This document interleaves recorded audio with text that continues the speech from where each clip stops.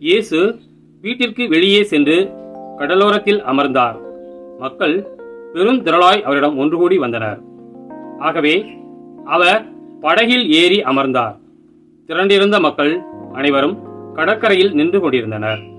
அவர் ஓமைகள் வாயிலாக பலவற்றை குறித்து அவர்களோடு பேசினார். விதைப்பவர் ஒருவர் விதைக்கச் சென்றார்.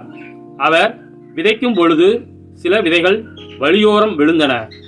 பறவைகள் வந்து அவற்றை விழுங்கிவிட்டன. வேறு சில விதைகள் மிகுதியாக மண் இல்லா பாறை பகுதிகளில் விழுந்தன. அங்கே மண் ஆழமாக இல்லாததால் அவை விரைவில் முளைத்தன. ஆனால் கதிரவன் மேலே எழ அவை காய்ந்து வேர் இல்லாமையால் கருகி போயின. மற்றும் சில விதைகள் முட்செடிகளின் இடையே விழுந்தன. முட்செடிகள் வளர்ந்து அவற்றை நெருக்கிவிட்டன. ஆனால் இன்னும் சில விதைகள் நல்ல நிலத்தில் விழுந்தன.